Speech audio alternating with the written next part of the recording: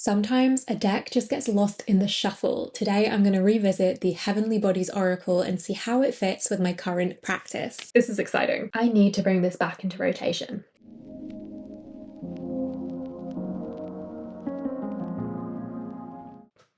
Hello everybody, it's Sylvie. Welcome back to Tarot Magpie. I hope you're doing all kinds of good today. In this video, I am going to be trying to reconnect with the Heavenly Bodies Astrology Oracle deck. I had high hopes when I bought this that it would really help me understand astrology, combine astrology with tarot, but I haven't picked this up in quite a long time. So today I'm going to revisit it.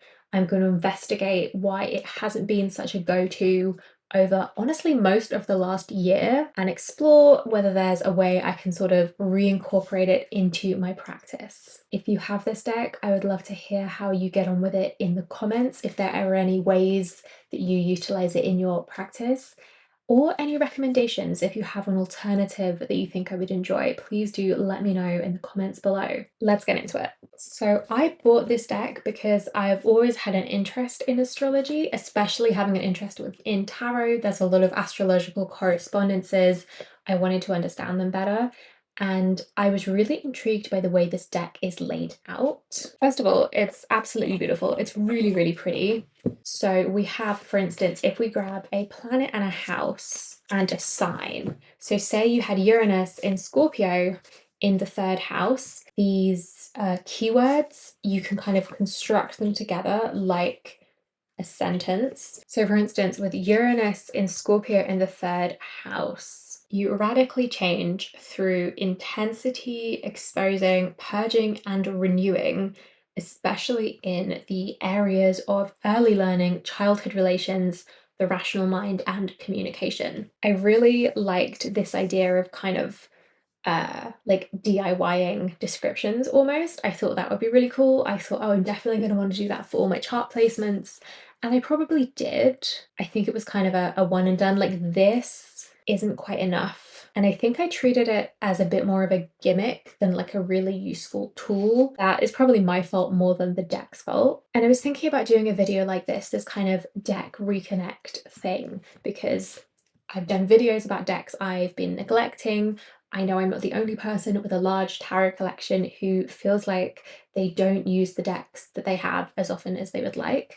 And I remember being so excited about this deck. I thought it was really cool. And in particular, I've been really into astrology. Over this whole past year, I've been sort of learning and deepening my understanding of astrology, being able to interpret my own chart, transits, as well as applying those meanings to tarot cards and the astrological correspondences. So I'm just kind of curious as to why I haven't been reaching for it. This I thought was really cool. The way it's structured was really exciting. I think that's what made me kind of bite the bullet and make this purchase.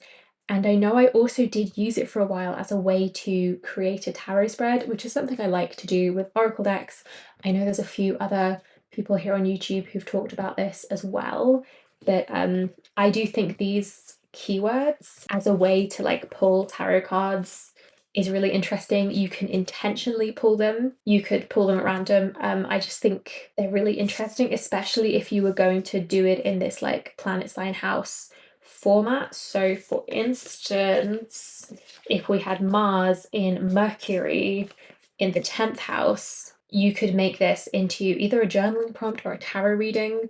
And I think I thought I'd do that more than I actually have done. I haven't touched this in a long time. I want to talk about the guidebook briefly because that is half of what you're buying with this deck, I guess. And the guidebook I actually really do like. So for instance, Uranus, which I had pulled out here, its keyword or its action is to radically change, which is what's written on the card. And then you have additional different information in the guidebook, and I really do like this guidebook. I've definitely reached for this guidebook more recently than the deck itself. I like the keywords. I like how it's got both energetics and experiences. And now that I'm sitting here with this deck, this book, I'm wondering if I might find this more useful now that I have a bit of a better understanding of astrology in general, and find it a little bit easier to understand what it's saying. because I have some context. Like, this isn't brand new information to me. Not that it was completely brand new information to me before,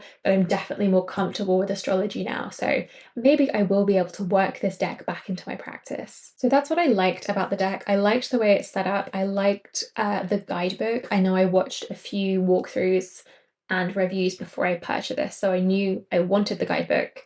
I wanted the kind of the way you can like modularly create placements, I thought was really cool. As for why I stopped using it, I'm honestly not too sure. I think it was just I wanted to learn astrology and I thought a deck might be the way to do that, and it turned out that it wasn't, which is fine. So what I'm going to do now is I'm going to kind of revisit. I am going to pull some cards I'm going to figure out a transit that's currently happening. I'm going to pull some cards, see what they have to say, revisit the guidebook, see if now that I have a little bit more understanding, if I'm going to get on better with this, and maybe think about how I could use this in my ongoing tarot and transit practice, which is something I am sort of developing within my own practice, is using tarot alongside astrological transits. I talked a little bit about that when I showed off my tarot journal in a recent video of my planners and journals for 2025. I have this fold out accordion traveler's company insert that I want to use to do like an ongoing mind map tarot reading transit interpretation, and maybe this would provide some really cool journal prompts for that. So I've had a look at my own calendar and my transits, and in a few days' time, the sun is going to be conjunct with my natal Neptune in the 5th house. So I'm going to grab those cards. All right, so the sun is the transiting planet, and it's going to come into a conjunction with my natal Neptune, which is in Capricorn in the 5th house. I'm going to organize them like this. If I were to read this as a sentence, so a conjunction is a union, a merging, and a coming together. And so that is a conjunction of self-expression and embodying truth alongside dreams and transcendence, which sounds very, very exciting actually. And that is going to happen in my 5th house of passion, play, children, confidence, and creativity in Capricorn, which is about ambition, realism, and methodical steps. Side note, this is another reason why I think that New Year's is actually a very sensible time to set resolutions. I know it's the dead of winter, but it's Capricorn season. It is the time to plan and to set goals. Okay, so that on its own, I feel like the houses and the signs, this feels like enough information for me, but it's probably because it's Capricorn season. It's been Capricorn season, and I have a couple of planets in Capricorn. So there's been a lot of Capricorn themes happening because, if the sun's been in a transit, it's from Capricorn, and anything that's been transiting my Neptune or my Uranus has been also involving Capricorn. So this just feels very familiar. Neptune, dream and transcend. Do you know what I think would be helpful is if I added my own keywords to the cards as well. Maybe I just need to DIY it, but let's have a look at the guidebook.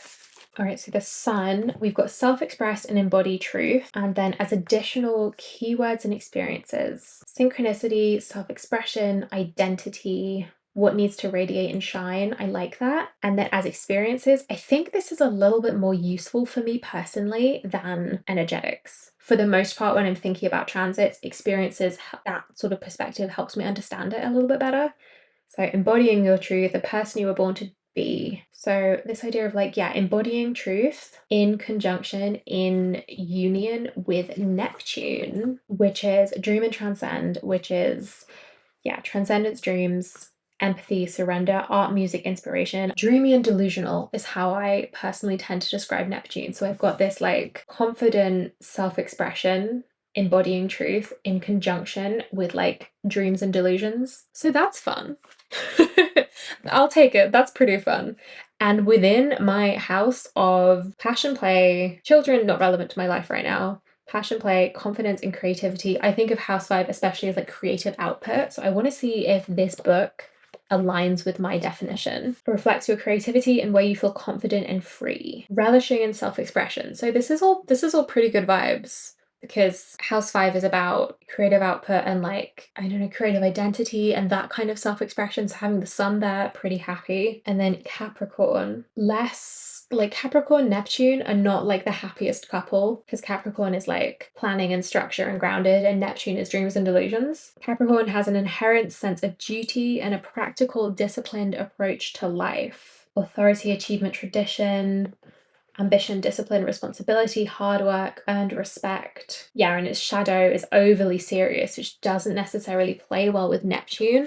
But I think considering that like Tarot Magpie is both a passion and a job, this feels pretty good, you know? And I think I've got a Mercury sextile, my natal Mercury transit coming up in a couple days as well. So maybe I need to like make some big Tarot Magpie moves. We'll see. So in terms of reconnecting with this deck, I do like this practice. And I think I just need to remember that I have this deck, because when it comes to understanding my transits, like I have my own notes in various places, but this is a good like quick reference to spark my own thoughts about things. I totally could also use this to pull some cards, some tarot cards, and like make a whole reading. Okay, so this is the Crow Tarot. It's the pocket edition. It's new to my collection. And I think it's perfect for this because it's not very big. So I am going to pull a tarot card for each of these oracle cards and see if that makes a coherent spread, because this is 5 cards. That's quite a lot. All right, let's keep it simple. I'm just going to ask, how is this transit? How is this energy going to show up for me? That's me! That is me! Okay, that's my Libra card. For the sun, I have sun in Libra. That's fun. Okay, beautiful. Sun conjunct Neptune. Ooh, that's interesting. Six of coins for dream and transcend there. That's interesting. I love the 10 of cups as union is beautiful. Capricorn, the magician, make it happen. And then 5th house, 8 of wands. Okay, so this is a delightfully positive reading. I also love how these cards pair. Instantly inspired to use this pairing more. So self-express with my own like court card. The union, the coming together is this beautiful like emotional watery happiness, like this watery union, which is cool with Neptune here as a watery planet. Dream and transcend with the 6 of Pentacles with that kind of reciprocity. So maybe like a warning not to be too delusional. Ambition, realism, and methodical steps. So I'm reading this as like less about the planning phase, but more the doing phase. Like you've got it all at your fingertips. Let's go. And then house 5, creative output with the 8 of wands, with that like, there's a lot of movement, it feels like. This also has the same like get up and go, like we're not in the planning stage, we're in the magician making things happen stage. And this also has a lot of movement to it, like none of these are very static, except potentially the conjunction. I would say that is the most static just because it's the 10, but like the cycle is always renewing. Here we've got that balance, like that is especially with the scales in this card, it's that kind of give and take. And the Queen of Swords as well, you know, the Libra card, the me sun in Libra card, that's also scales and balance. So, oh, this is a cool reading. Okay, this is exciting. This is definitely fun. I've tried to do this before and I think maybe I just didn't have enough astrological knowledge, whereas now I've got like a little bit more confidence. I need to bring this back into rotation. Then the sun on the bottom of the deck, we love to see it. Okay, I'm just gonna move these out of the way and then wrap this up. So in conclusion of this little deck reconnect experiment, I'm very glad that I did this, first of all. I think I had just forgotten about this deck a little bit.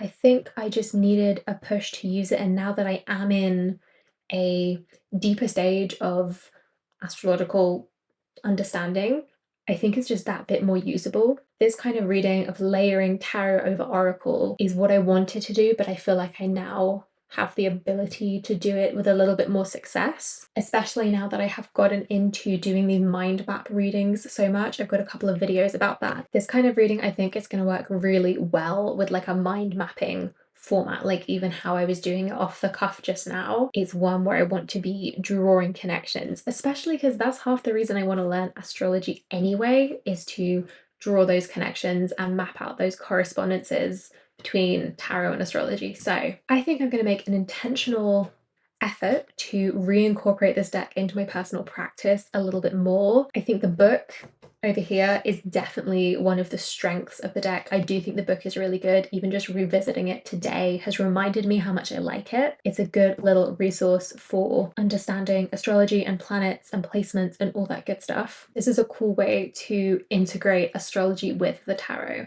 And so I am going to leave this there.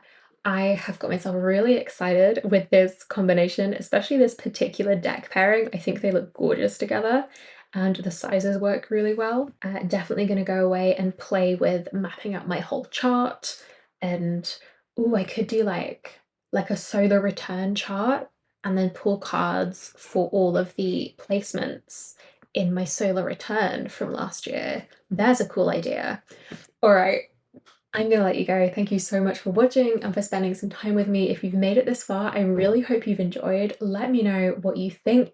If you have this astrology deck, let me know in the comments below. If you want to see more from me, especially this kind of thing is something I've been exploring a little bit more over on Patreon, so do check us out over there. I'd love for you to join us. There's a link in the description along with a link to my Etsy store for my tarot readings and tarot spread mini zines. And that's it from me. If you liked this, please give it a thumbs up and subscribe if you haven't already, and I will see you in the next one. Bye bye.